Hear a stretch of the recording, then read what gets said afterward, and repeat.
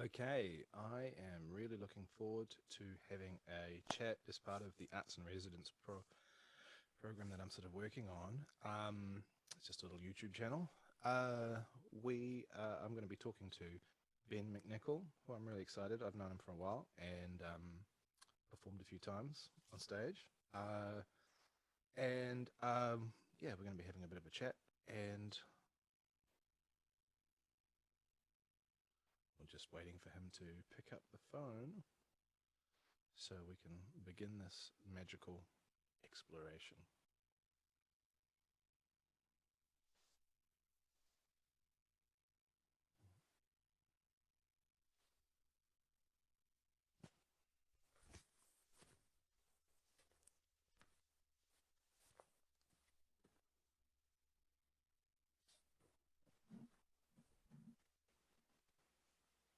Sorry.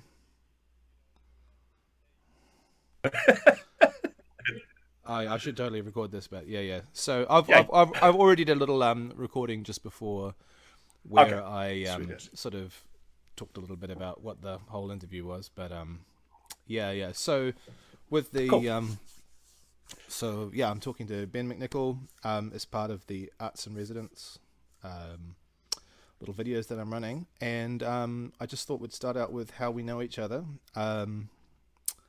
And I think the first time I bumped into you was in maybe I want to say like 2008, maybe seven, and a friend of mine had taken me along to a CJC at 1814, or is it 1814 or 1885. 88? Yeah, that would have to have been around 2010 or 2011 actually, because we Okay. started CJC in 2009, up at the 121 cafe, and then we moved down to 1885 in the basement there. Okay. I definitely play. I went to a few at the 121 as well. Obviously Okay. this Yeah. is when I had smaller children, and so I'm not saying that I was punch drunk, but it felt a little bit like that at times, um, Yeah. and doing some postgraduate stuff. So don't do that. Yeah, uh, just in case you're wondering. But I think then maybe a little bit later on we did some gigs. I think you got roped into doing some Township Queller gigs Yeah. by Ruth. Yeah, Yeah, I came along for a couple of Township Queller gigs, and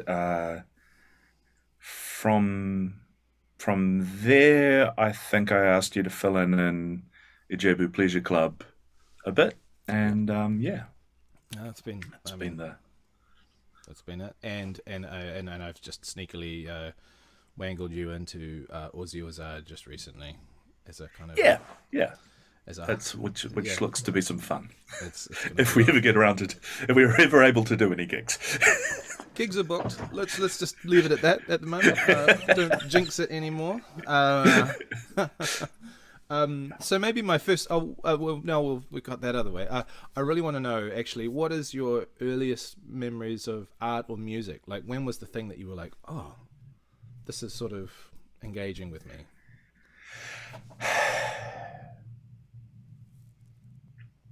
I grew up in a pretty musical household. Um, my father, who sadly passed away at the beginning of this year, um, and mother were both musical. Dad played a number of stringed instruments over his life: mandolin, guitar, um, bouzouki, um, bass as well. And mum sings and used to play a bit of guitar. And my uncle, Dad's brother, Lance McNicoll, uh, was a professional jazz guitarist all the time that I was growing up. And so I don't know that I have a first memory of music and art, because there was always music and art. It was, there was always a band playing at the party. There was always, um, we'd go and see Beaver or uh,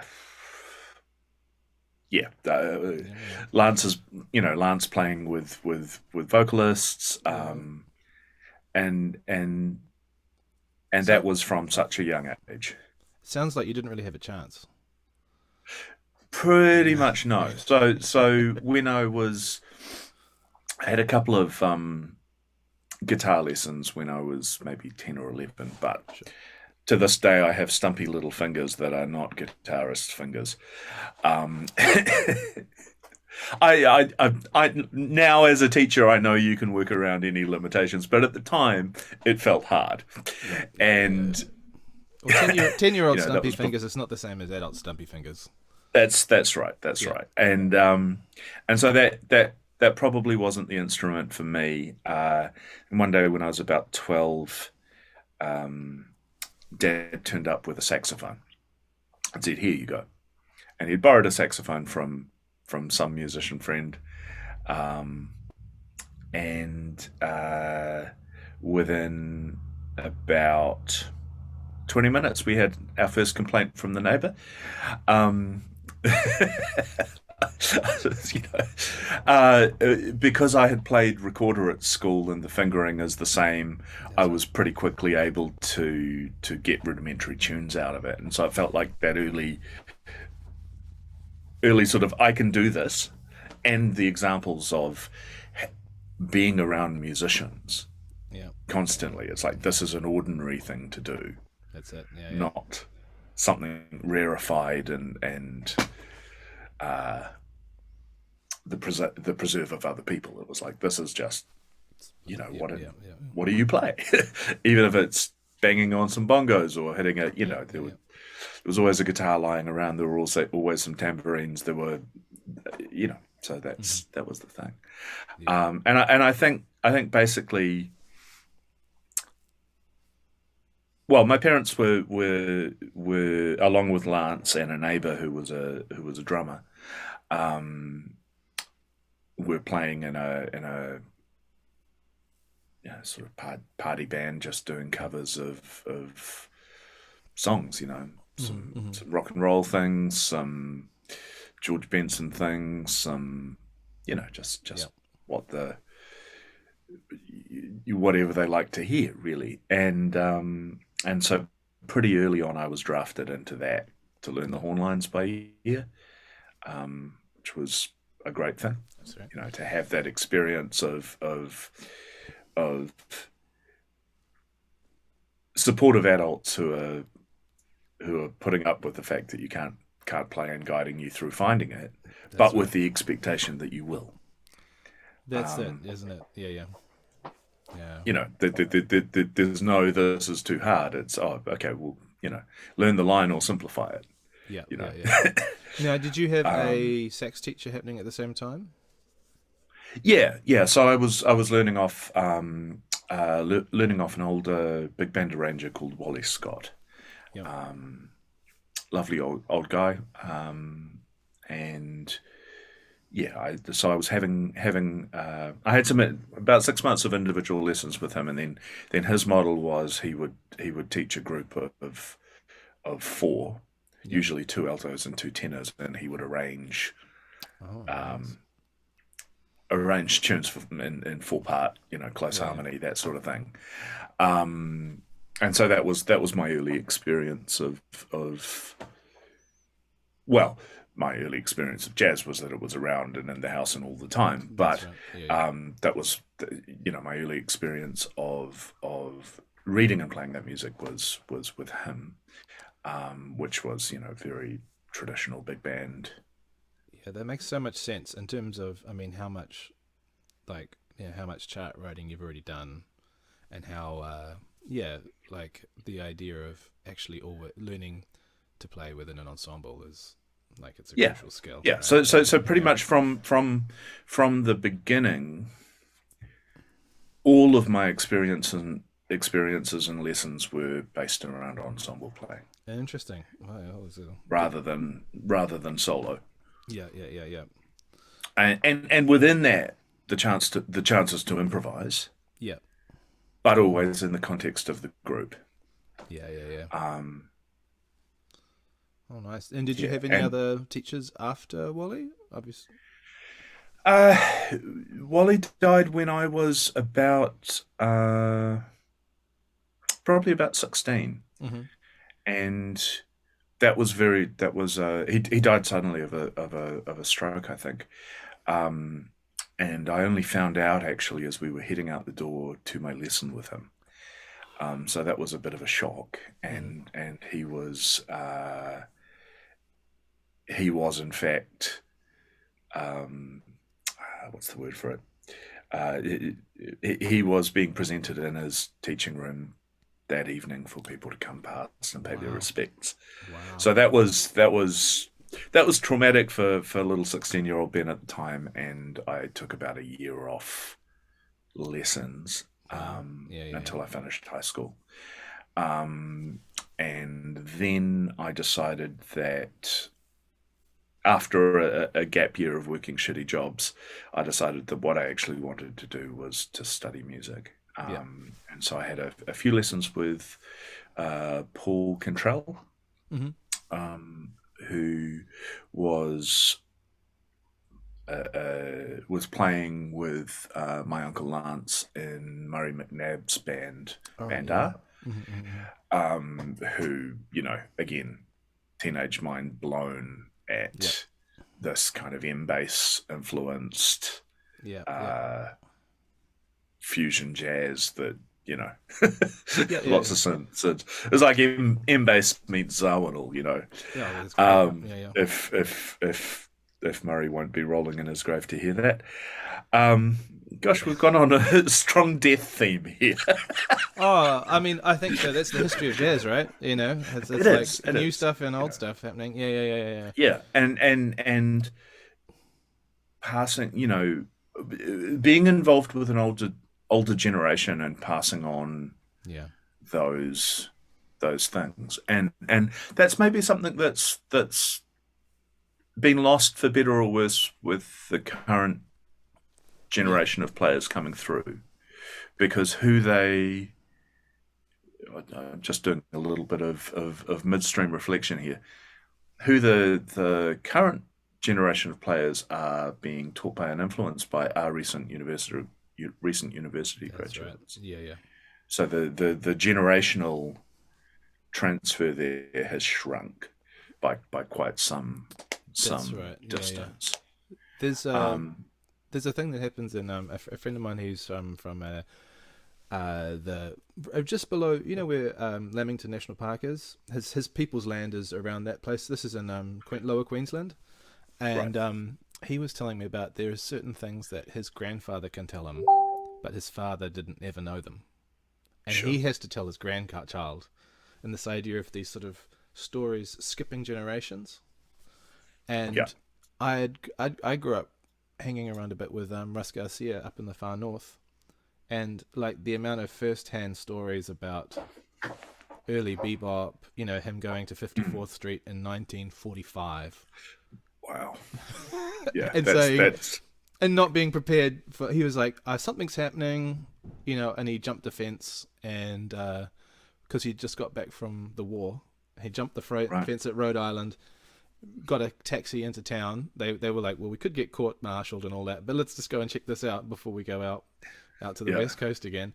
And yeah, and he said it took him about an hour and a half, and then he was like, after the first hit, he was like, okay, I get it. Like, right, but he said it was so weird to go from having swing yeah, being the language and then listening to bebop, and it was just so, yeah, just you just really just trying to articulate how strange it sounds if you've yeah. never What a heard it before. radical shift it was. Right, yeah, yeah, yeah. It was a radical movement. It was a radical movement, and I think that's, yeah, that kind of, there's so much stuff that we just assume is accepted and Mm, normal now, and then when we look at our own, I don't know, our own artistic choices, often we feel a bit funny about sharing this new thing mm. and thinking about how, yeah, well, bebop had a lot to go, had to work through for sure. Um, Yeah, I mean, it set the course for the next 30 years. yep, absolutely. Uh, now, 25. Okay, well, a generation. we can quibble. Yes. I was actually wondering, what artist would you say was your big first influence? If that makes sense. It doesn't have. I mean, obviously you've talked about your family, but what was the yeah? Miles and Cannonball. Mm, You know, interesting. kind of blue is the seminal record for me. That was the one that I started putting on for myself. Right. You know, and then from there branching out. You know, of the stuff that Dad was playing around the house. That and um, weather reports, heavy weather, Nice. and Amandla. So Mm-hmm. into the mid 80s, Miles, right? Yep. Yep. So those are probably the three Yep. touchstones that were my introduction into jazz growing up. And from there, maybe in a silent way, in Wow. my teens Mm-hmm. became. It was an album that my dad didn't like that much, but I found something in it. Um, Yep. and I used to put it on rotate while I was writing essays or studying, Yeah. Yeah. Yeah. Yeah. and just loop it around and around. You know, like when I Yeah. finally had a CD player in my room. Um, yeah, that was Yeah. Yeah. the Yeah. thing. It kind of also speaks to me. I just remembered. I'll kind of. I realized I missed one question. We'll just see if we can scoop it back in Sure. there. I was just what you were out in Langholm or something like that in Yes. Yeah, past Titirangi, Yeah. and you went to was it the Steiner School there? No, I went to the Steiner School in Ellerslie. I went to Michael Park's school Okay. Mm-hmm. because the Titirangi Steiner School wasn't in existence Oh, okay. until my parents, with a bunch of other parents who were sending their kids all the way over to Right. Ellerslie, Mm-hmm. Mm-hmm. said, "This is ridiculous. Why don't we start something out here?" Yeah. Yeah. And so I grew up as part of the Titirangi Steiner School community, Right. in that my parents were foundational Mm-hmm. Mm-hmm. in that. Mum was on the board of trustees for a long time. Dad helped purchase and then subdivide the land that the school Yeah. now sits on. Um, so yeah, so I was, and so that had a strong. The Steiner schools have a strong participatory culture of music being included in the teaching That's right. Yeah. Yeah. at a low level, Mm-hmm. Mm-hmm. but not such a great follow through into the higher classes because they're small schools with only 30 in a That's it. class or something, Well, and so you don't have that. yeah. I was just sort of thinking about that in terms of how, you're describing what the type of music that you're listening to, and I was thinking, well, in high school, there's not a lot of kids who are like listening to in a silent way, Sure. which Yeah. and And I mean, I was listening to Us Three as well, and okay, I well, was yeah, yeah, listening yeah, yeah, to, you know, yeah. um, Well, I mean, still, there's not a lot of kids. It's a sure, three, yeah, yeah. And I mean, I grew up with correspondence as well, and it definitely meant that you kind of but then I went into high school and Kitty Kitty, and you definitely you realize that your musical tastes aren't shaped by the same social forces. oh yeah, Yeah, yeah, yeah, yeah. and I mean, but I was an outlier within my class, Sure. Yeah, yeah. the because what just because. Yeah, You know, yeah, yeah. that was I was part of a musical family, and this Yeah, is yeah. the culture of that musical family. I mean, it That's it. was like the other records that were on were Joni Mitchell and Renee Gayer and yeah, Yeah, yeah, that yeah. that sort of uh, Yep. folk soul jazz blues That sort of was yeah. kind of the bag, and I've recent my father was overseas in Indonesia when he got sick with COVID, and he was pretty sick for about 6 months before he died. And one of the ways I was reconnecting with him in here Mm-hmm. was sort of going through and cleaning up his record collection that he'd left me with when he moved over there, and getting them playable again, and rediscovering some of those old, some of those records that I'd listened to on repeat. Yeah, that's. Oh, we're pausing for a second. I think you just cut myself and you. You just cut out for a few seconds. Just back a bit. You were talking about your Right. dad. You're going through the record collection and connecting back with him, and then you went still for a bit. Sorry. Yeah. So cleaning up his records and reconnecting with those albums that I kind of knew every word of subconsciously. Yeah. John Martin and yeah, Wait. You know every word of the John Martin albums? Solid Air, I could probably. Well, right. I mean, the words that are intelligible. No, right, okay.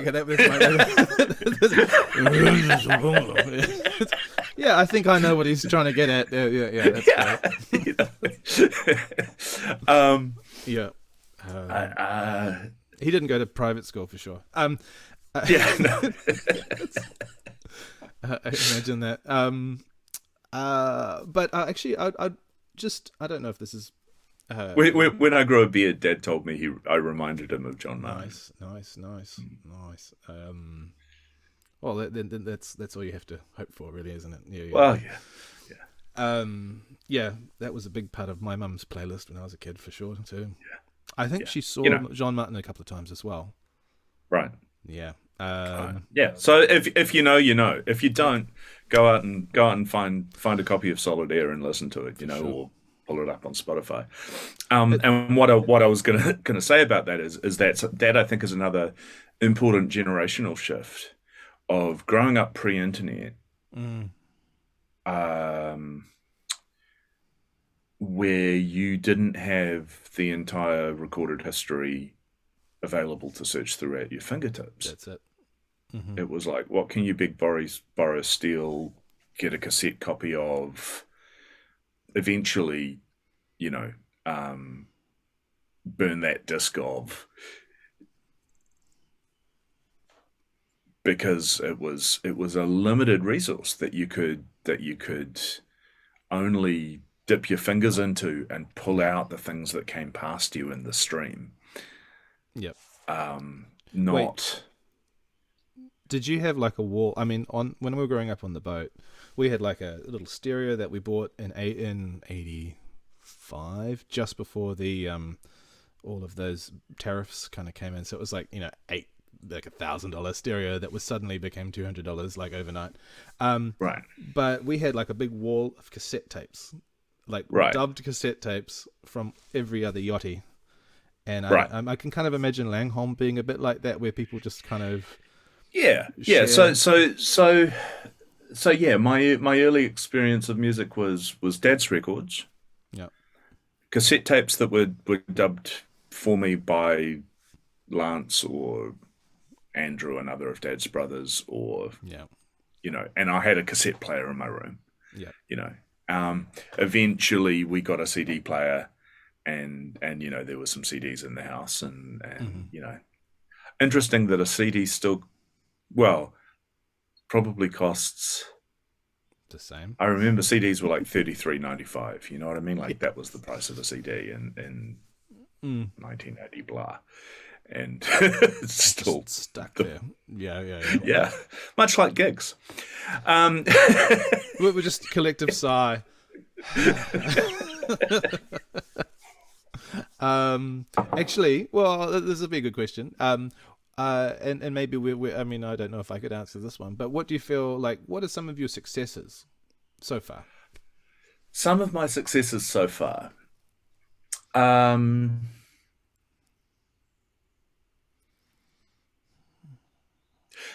career highlight for me was slow dancing in the wings to James Brown singing a Ray Charles medley. Yep. Yep. That's a highlight. That was this when did you open for him or something like that, or? Yeah, yeah. I was playing with the lovely thing about having a guitarist who's a professional player is that when I came out of university, he pulled me into a band called Gahu, and into some jazz trio gigs and all of that. But Yep. that I'd kind of had an interest in African music before that. I'd been exposed through Harold Anderson's One World Living Arts Yep. workshop before I went off to study jazz, and so that was a bit of a thing, and then Lance was playing in this group led by drummer Bud Hooper, and his wife Jane, who had gone over to Ghana and learnt a bunch of rhythms from the Ewe people, Mm-hmm. and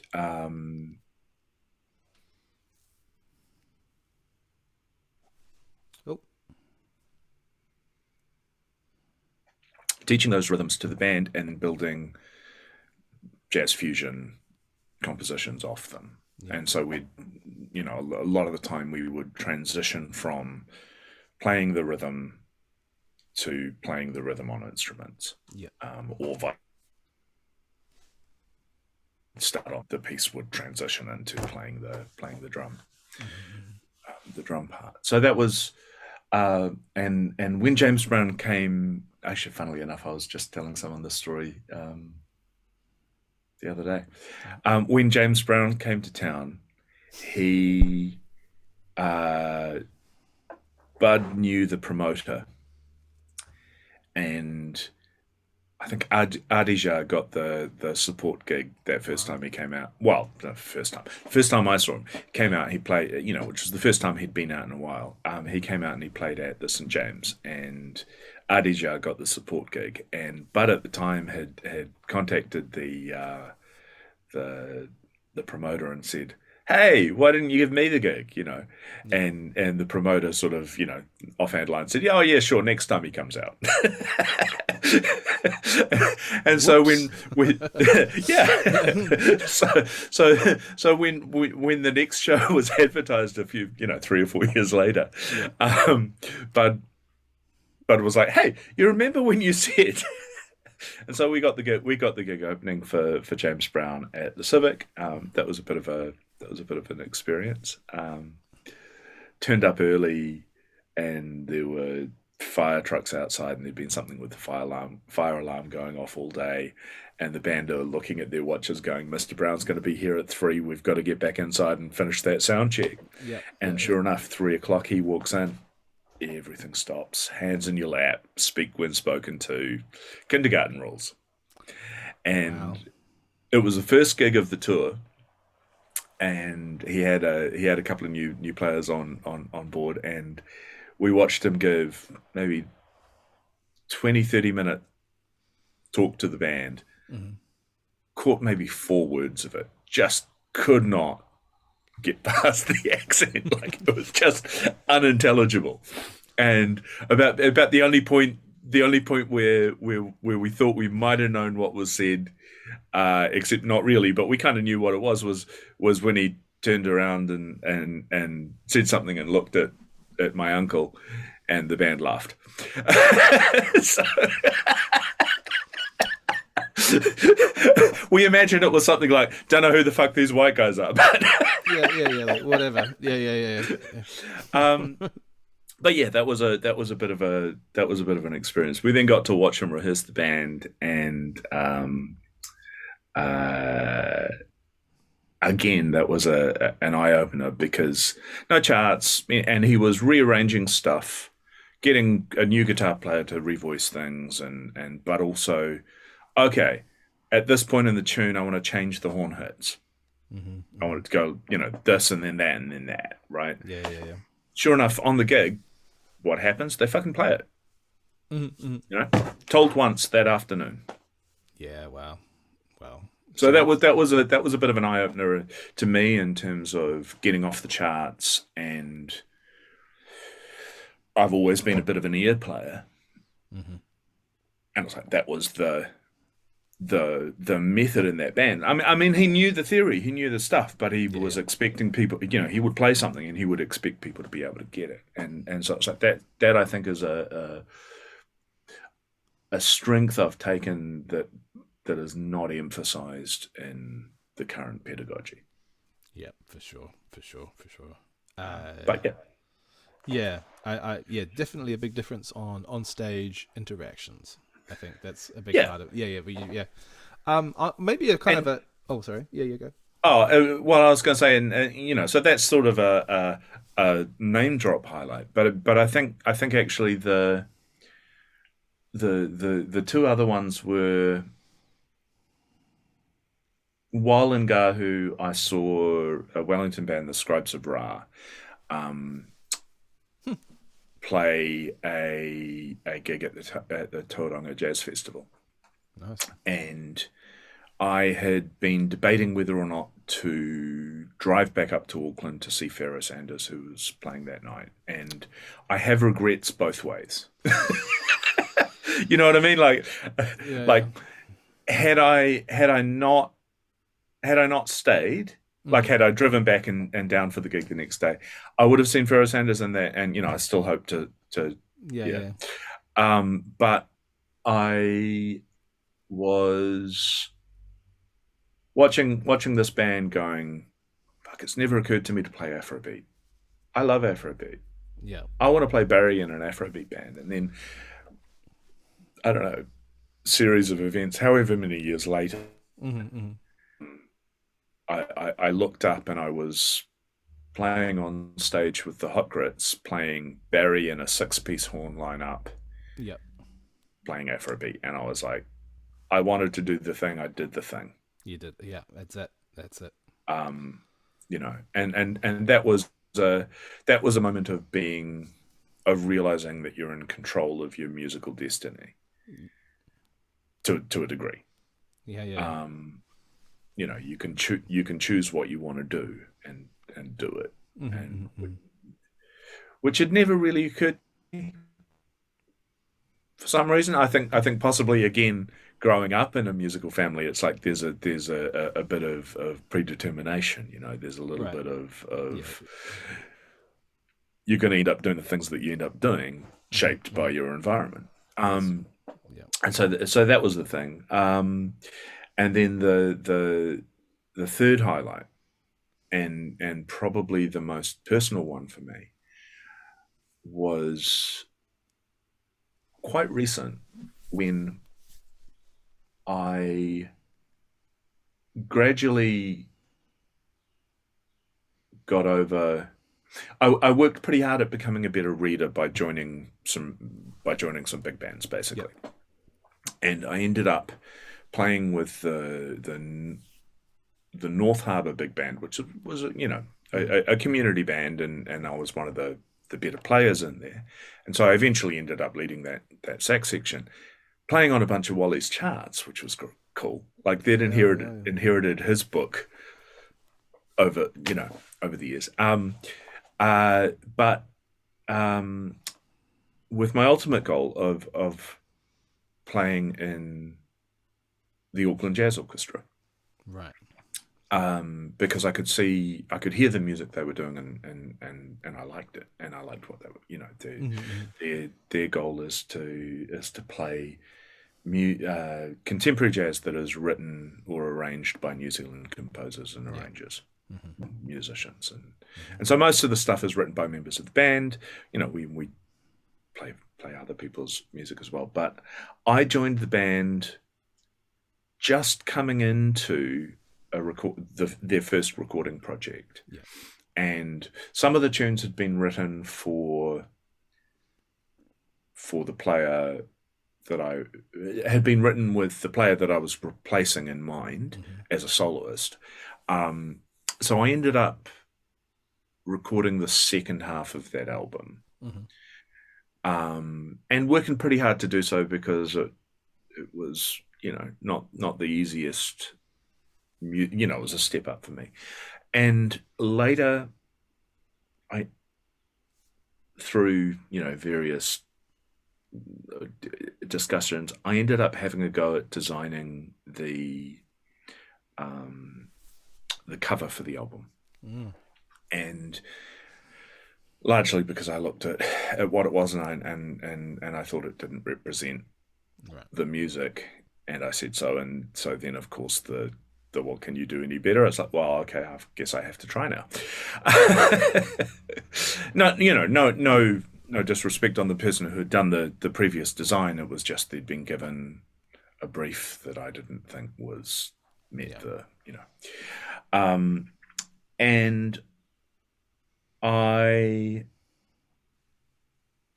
was having a crack at the design. I said, look, I need a copy of the recordings to hear. Hadn't heard it yet, So I got a copy of the recordings. I put it on the player, and I opened up the blank canvas and put it on, and I started listening, and I was thinking, what does this music evoke for me?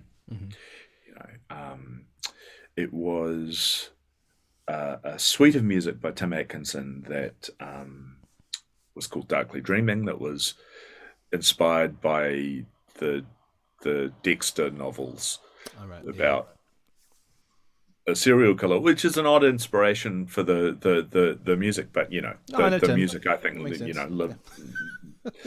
lives on as quite beautiful and haunting music. And it got to track 3, which was the first track that I played on. Yeah.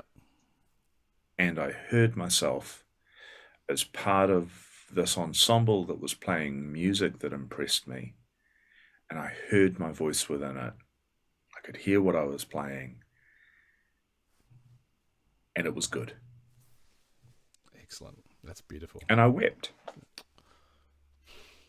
Yeah. It still makes me tear up, that feeling. It was the first time in my life I'd felt it. That's cool. Oh.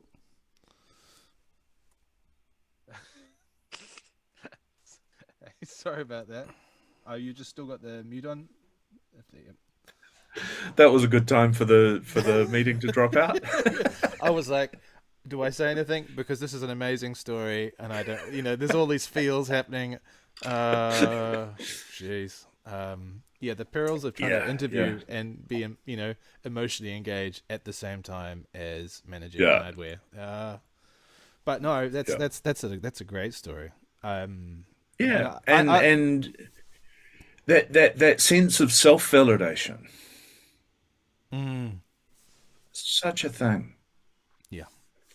And I mean, before then, but particularly since then, I've tried to find that for my students when I'm teaching, or to point out to them when they've hit the milestone they were aiming for, or try to engender that for them, but also to find it in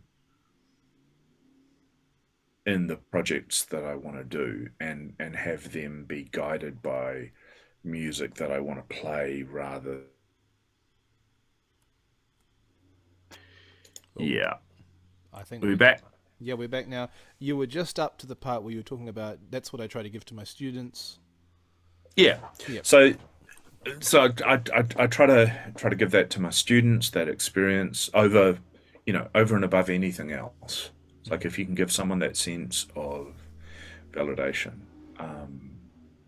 that comes from within. It comes from getting to a point where you feel good about what you've just done. And those moments are fleeting and they're rare. I've got a very well developed self-critic, clearly, because it took me somewhere near 30 mumble years to get to that point of, hey, something you've done is okay. But also in trying now to decouple playing music for the pleasure of it, or from from the doing it to earn money, Yep. because I'd gotten a bit of a trap of defining myself as a wannabe professional musician in a country that's very hard to do it in. That was some really good grammar there. As opposed to all the other countries. Well, as opposed to all the, but Yeah, you yeah, get sucked into this thing of it's yeah, not a gig unless someone's paying you. You know what I mean? yeah. And why would I do this for free? It's like, well, actually, I can do what I want to do Yeah, for free. I can do the things that I don't want to do. Those you give me money for. that's right. Yeah. And I'm not saying that I go out there and undercut things. It's just there are times when you go, you know what, this is a 12-piece band. It's not going to make a lot of money. We're still going to have to charge like Wounded Bulls because it's a 12-piece band. But That's right. the rewards are other than financial, That's right. And that was the embracing the sometimes hobbyist nature of what we do. That's Really. right. Yeah. I say hobbyist like it's a bad thing. It's like, no, embracing the things that we do for the love of the music. There's a book, I don't know if you've read, by David Graeber, called Bullshit Jobs. And No, I haven't. I'll put it onto my list. yeah, well, and he's just talking about basically they did this survey of like about 5,000 different people, and basically they figured out that the amount of money that you got paid versus the meaning was like inverse. Like the Yes. greater the meaning of the job, the less you got paid. Yeah. And so the most highly paid people on the planet essentially do pretty meaningless, in terms of like, I don't know, don't want to bag stock trading or whatever, but like they're the most alienated away from the doing the thing. Yeah, yeah. They're doing the thing. Yeah. Yeah, yeah. Yeah. They're trading on the multiplication of abstraction. Yeah. I don't even know what that really means, but yeah. Well, it's like it's something I've been thinking about a lot. Yeah. Uh, Can we do that for music? I don't know. Abstract music, the sound of John Cage, some 432. Yeah, but I if anything, I think the guys who are sitting there making lots of money off Spotify, that's the equivalent. Yeah, fair enough. Yeah, As in not the artists, yeah, sort of extractive. you know, Yeah. the record execs and the digital platform owners, runners, whatever, Yeah. are the ones who are doing the equivalent of the bullshit job that's removed from the, it's like that abstraction and that big funnel that feeds money to the top, but has less and less to do with music as a concept. It's trading on the concepts of music. Sorry, the presence of music, the existence of music, but not being involved in any way. Well, and hashtag thanks Zoom. Oh yeah. This is the free account, by the way. Yeah. Well, yeah. And hey, we'll the ubiquitous platform during a pandemic by offering it free to everyone, and then take that away. Yeah. Actually, I thought as a kind of we talked about successes. I was wondering, is there any kind of failure that you've had that was really taught you something really important?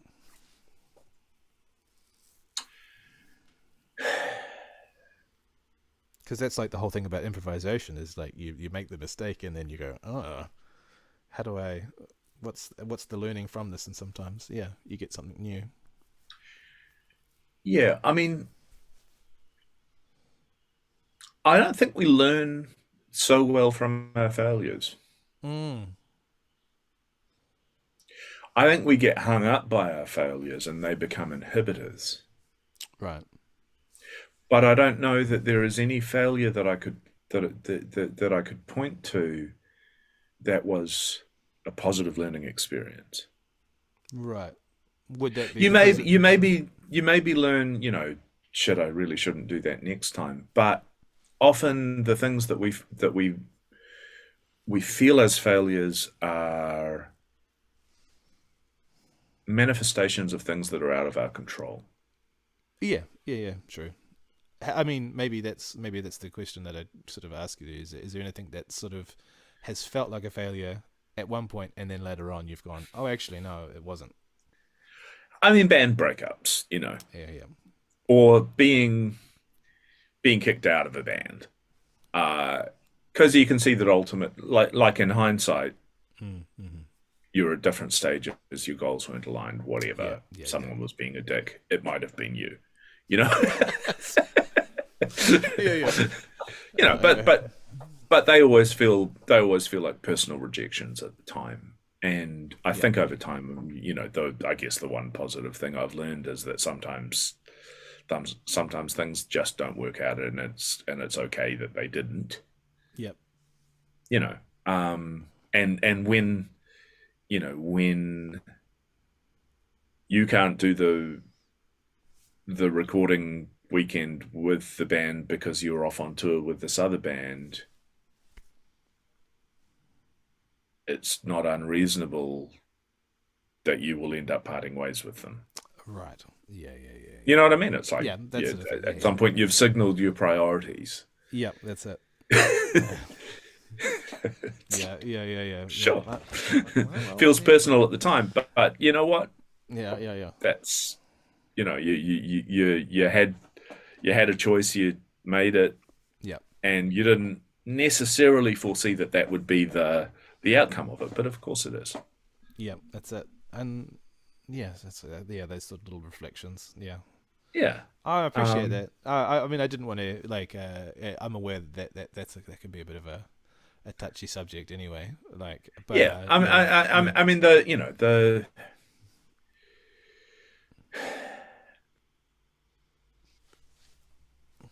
I feel like I've probably been kicked out of more bands than some, more bands than most. I don't know. Did you ever do the Groucho Marx quote where you say, "I've been kicked out of better establishments than this"? No, but you know, it's a. so sometimes you do wish that people would take a direct and honest approach about it, rather than just booking the gig without you. But you know, that's it. But I mean, one thing I'd really like to sort of say, I mean, all of those life experiences have led you to the space where you are now the one who's booking the gigs and kind of running bands and stuff like that, and probably you've got a lot of insights about how you would have preferred to have been dealt with, and you can apply those. Yeah. I think maybe yeah. I mean, those are the things you learn. See, I think we learn better from other people's mistakes. Okay. Yeah. As right? someone who or the things that you think are other people's mistakes that you decide not to repeat. It's like we're not so good at learning from our own mistakes. They tend to hang up on the wrong thing. Right. Also, we can't necessarily. Or for me, they hang up on, you're just not worthy, you're not good enough, you're not whatever. It's like, and that's never the right lesson to learn. No, I don't think so. Yeah. So sometimes the right lesson to learn is, I wasn't at the level that I could pull that off. Yep. Right? You know, we've all stepped into things that ultimately were. If you haven't stepped into something that is beyond your capability, you're probably also not doing it right. I'd agree with that. And being because you don't find out where those limits are. And I kind of divide the world into two types of people, and there are those who hold themselves back when they shouldn't, and those who push themselves forward when they shouldn't. And those who can balance on that tiny little line. They don't exist. You're like, I'm either one of those two. Yeah, fair enough. Yeah, like no, I like that. In the moment, you are one or the other. There is no balance. And as someone who holds himself back, it's because I have a kind of visceral disdain for the people who push themselves forward when they shouldn't. All right. Like that's the one thing I don't want to be Well, that's that learning somehow. from the other people that do other stuff. Yeah, yeah, Yeah, that's fair yeah, enough. yeah, Yeah, yeah, yeah. Well, I mean, everyone has something to teach us, right, in the universe. Yeah. yeah. So I'm looking at your space out here, and one of the parts that of the arts and residence thing is just to kind of see where is it that people are creative and how do they maintain that space for creativity. Sure. And I can see padded walls and Yeah, I mean, I don't think of this as a space where this is a very functional space, okay. put it that way. Mm-hmm, Um, the I have a little teaching room that's literally no bit bigger than what you can see here. Um, and it's cramped and crowded and has all my bits in it and uh it's pretty messy at the moment with cables strewn everywhere and dead cameras and SD cards and all sorts of yeah, stuff. yeah. But this is the soundproofed spot that I have that is separate to the house that I can make some noise in. Yep. And I've worked on the practicality of the space, but not so much apart from my man Stevie up here. It's hotter than Um, July, and it is July, so there you go. yeah. Well, it wouldn't. Yeah. Not in New Zealand. I don't know Yeah. that it. I don't know that anything is hotter than this July.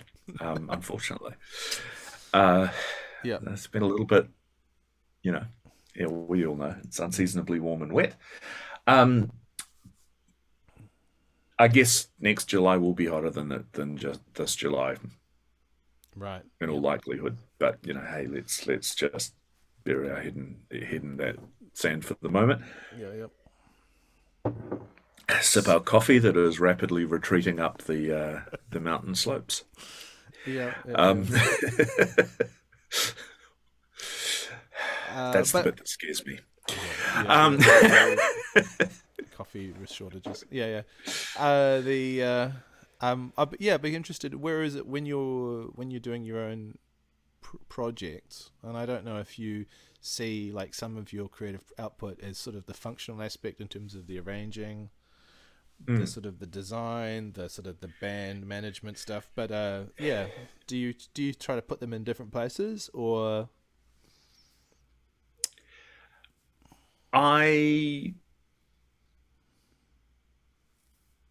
No, this is the space that I have set up to do stuff. Mm-hmm. Unfortunately, I've let it become polluted by other work, which I'm Yeah. going to try to separate. Mm-hmm. So in my day job hat, I've been sort of doing. Uh, Oh, yeah. So unfortunately, I've let the space become a little bit polluted by my day job work, which is doing web. I enjoy the constantly shifting nature of the web stuff less. yeah. It's not what floats my boat, but I've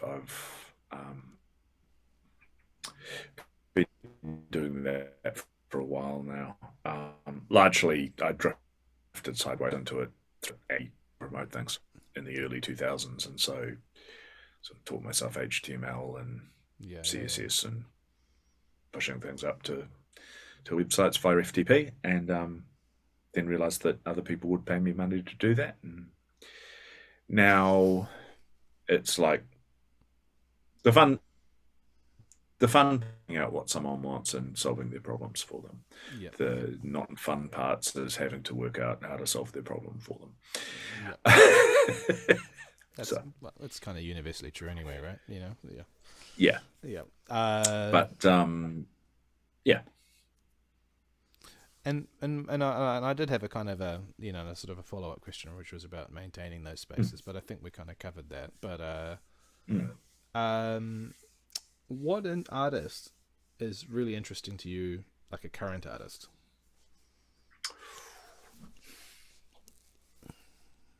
Oh, and maybe a follow up sort of side question is, what gives you goosebumps? If they're the same thing.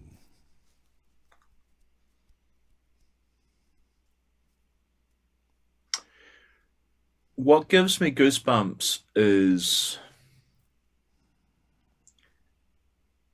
good arranging.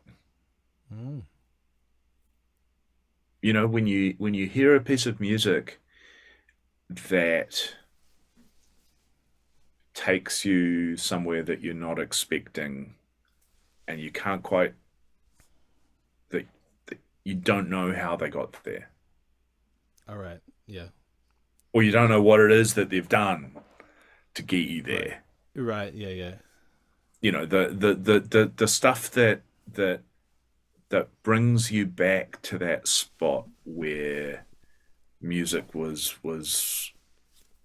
new and beyond your grasp. Yeah. Did you mean like when you have like that's the solo or the piece of music that you go, that gives me goosebumps, and then you learn how to play it, and then it kind of goes away sometimes? Yeah. I mean, yeah. Once you've learned that technique, you can kind of go, like, when it is just the effect. Yeah. When the intellect can't dissect it, when it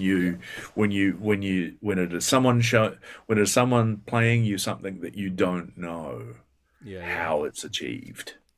Can you can you remember the last time the time when you heard ba-da-da-da-da-da, and that just gave you goosebumps? It's a great fucking line. I mean, if it wasn't a good line, people wouldn't play it all the time, right? Yeah. I feel like there's a whole heap of musicians and who've gone through the Wellington School who probably can't hear right, that one. And not think about being in class with Colin Hemmingson. And I think every time I see another Wellington graduate, I don't know if you hit that when you were studying, but it's just like you kind of have this like, well, what happens if we just play the Crimea River lick over every single chord through a whole solo? And that would be the opposite, possibly, of Goosebumps, but it's and it's really funny because I remember, later on, listening to a lot of I'd already been listening to Wes, but going back and listening to Wes and going, oh, he's playing that all the time, and it sounds beautiful, but it means something completely different. Yeah.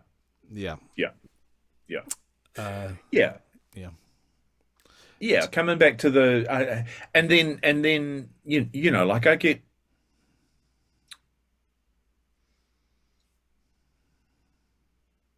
the things that give me goosebumps musically are space and silence and import and emotional character. And I've found that more recently in these amazing artists who you've never heard of who come to WOMAD. Who are from musical cultures that you don't know, but who are so clearly masters of their craft, and you can get that in genres that you're more familiar with as well. You can the seeing the. But I find it's often harder seeing. For me, it's harder seeing an artist that I'm intimately familiar with the pinnacle albums of their career. Yeah. And you see them on a night where they're not up there. Yeah. That's it. and that's that can be disappointing. But you got to realize that not everyone is up there all the time, and Mm.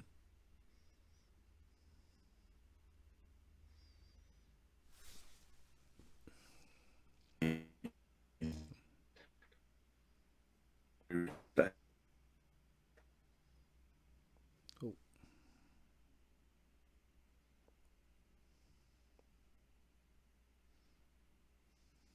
Sorry, I have to apologize for my connection. I have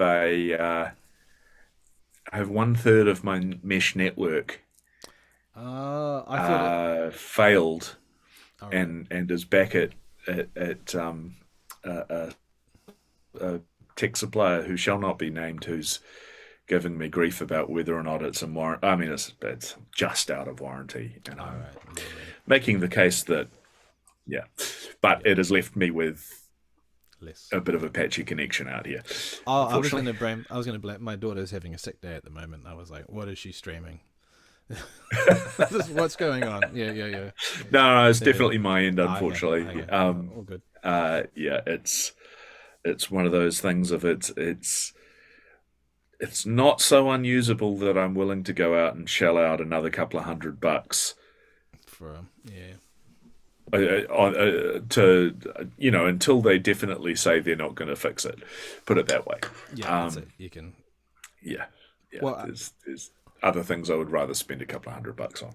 yeah, yeah, yeah, yeah. Absolutely. And maybe what are the one thing which I'd like to sort of maybe sort of round off this was like, what are the things that you're feeling optimistic about the future in terms of what next for you? What's yeah, and why should artists at the same time also?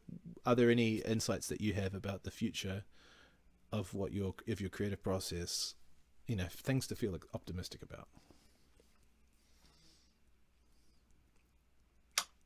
That's a tough one right now. I know that's why I like to ask it. Yeah, I mean, it's very hard to feel optimistic in the current environment. Mm-hmm. Um, the things I feel optimistic about are probably the work I'm doing with CJC. Yeah. I feel like we are in the process of building back a new and different live jazz scene Mm-hmm.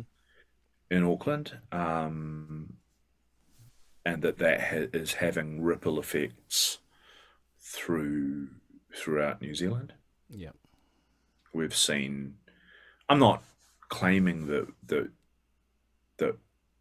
we're the model for it all, but so CJC is a weekly jazz event that I help run with Roger and Kara Mannins, Mm-hmm. um, and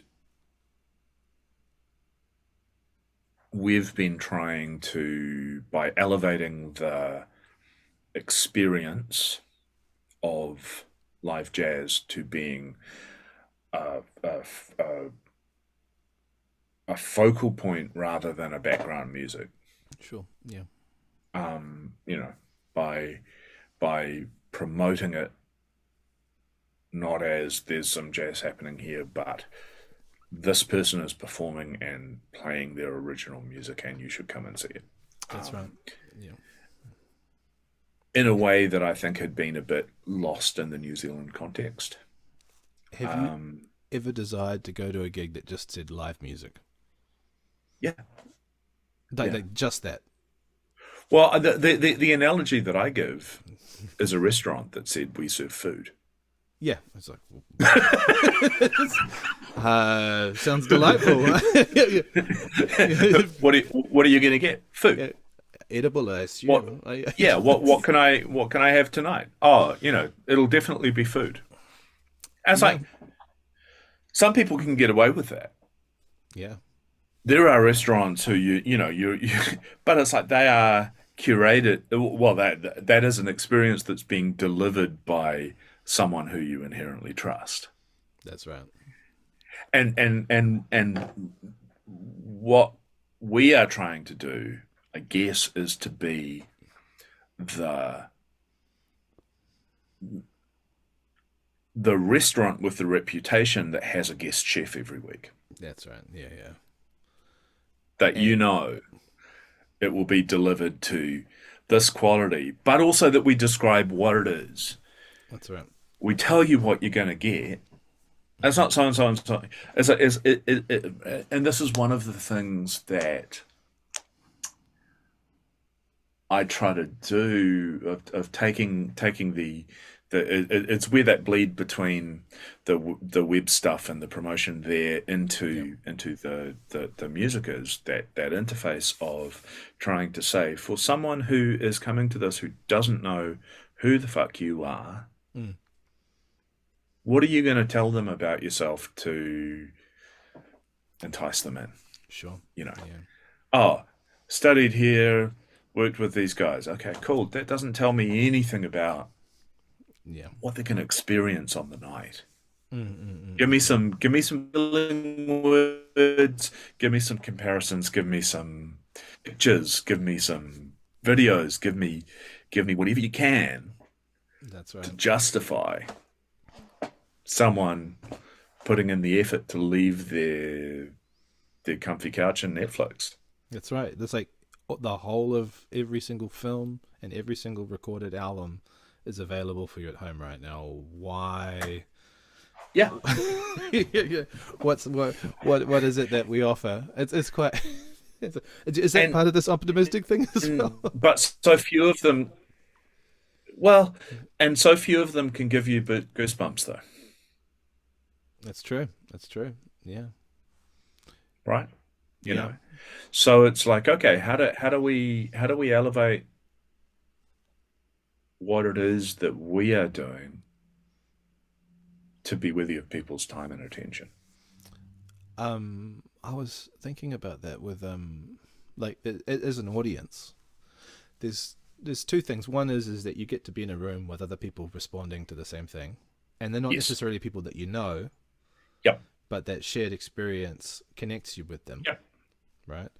And the other Yep. part, and you get to see, just that whole sort Yeah. of I see you, enjoying that, and the other part is that if you're an audience member, like someone was asking me about why I was going to some particular thing, and I was like, I have to go here because I believe that this event should be happening. Yes. And sort of like a democratic act of like, if I don't show up, this kind of thing is never going to happen again. That's So it. That's it. And I think it's really easy when you're in the business of doing the things yeah, to stop going out, to yeah, stop experiencing new, and it's like that is the way to becoming stale as a performer and as an artist. As a performer and as an artist, you have to be filling your senses yeah, with new experiences and influences yeah. and people who can excite you about what you're doing again. That's it. Uh, You know, and that's been the blessing and the curse of putting on an event every week is one, it makes me feel really like not going out to other things, but also I get to sit there and have someone new come through every week and inspire me or not. yeah, yeah. I You know, mean, they can be the example of I don't want to do it that way. Um, Mostly they do though. Mostly it's hey, this is music that I wouldn't have made that I am enjoying and appreciating. that's it. Yeah. And for me now I'm going that further step into recording and editing and videoing performances in a way that I'm entering a new medium, Yeah. um, trying to learn how to do it well, and you know maybe I should be picking up and practicing my horn, but I'm quite enjoying that working through the medium of others' performances to try to That's right. bring that feeling Mm, mm, mm, mm. of how you know, how did that performance make me feel? Can I reflect that in how this video is edited? Yeah, yeah, yeah, yeah. You know, um, Yeah, I mean, there was I've moved to Tauranga about 4 years ago, and that's one of the things I really miss about being in Auckland is being able to go to the CJC. And I mean, I think, I mean, I saw what Ruben Bradley and having Taylor Egsty come over. Is there's footage of that somewhere around? Maybe, I don't know.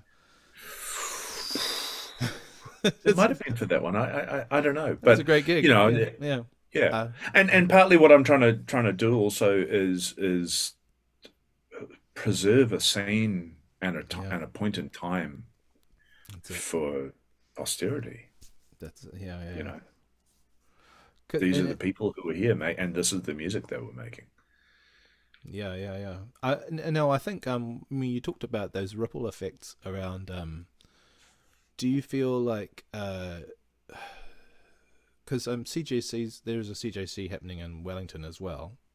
Well, there's a WJC. There's the Wellington Sorry, Jazz Cooperative. Yep. right, okay, that's my acronyms confusions. Yeah. But in terms of having this sort of collaborative, you often sort of bouncing performers back and forth with it. Yeah. Yeah. Yeah, So we try to be. We don't see ourselves as in competition with anyone. no, We should be in cooperation with people. yeah, yeah, It's music is. I had this thought on the gig last night. There were two drummers, and you talk about drum battles. I was like, no, it's not a drum battle. It's playing. yeah. Drum dialogue. It's Yeah, yeah, right. Here are two drummers. They're not trying to tear each other down. They're trying to support each other. They are trying to bounce. And yeah. that's the nature of things. So it's like it, you have no competition. Mm-hmm. Musically, there's no such thing as competition. It's not a zero sum game. It's art is not about and it's the whole art music versus entertainment. Yeah. Yeah, yeah, So uh, I'm someone who's more of a craftsman, I think, than an artist. And I like putting things together well. That's kind of my definition of success is does this thing do what it's attempting to do, and is what it's attempting to do worthy enough? yeah. Absolutely. You know. Yeah, yeah, yeah. And I think that for me that sort of the role of arts and crafts, this idea of high art, low art, all that sort of weird, crazy class stuff, really, Yeah, it is is. It is. yeah, It's privilege being able to make abstract art, or well, I mean, a lot. There's a lot of folk art that looks pretty abstract to me, true, sure, yeah, um, yeah. It gets into a kind of meaningless definition thing, what, and as improvisers, we're trying to be in the moment, and to me, that is where in music the art happens. that's it. Yeah, yeah. Is when you're present and in the moment and communicating. Um, Cool. I mean, my working definition of art is something that attempts to communicate.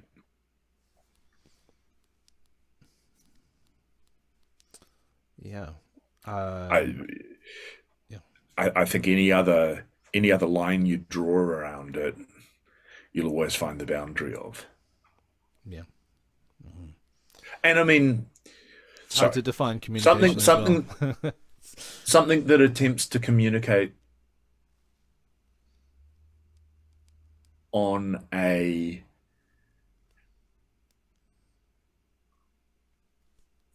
feelings level, Yeah. Yeah. shall we say. Absolutely. I Something that tries to make you feel. yeah. Yeah. It's been really cool having a yarn with you today, and I really appreciate you taking the time.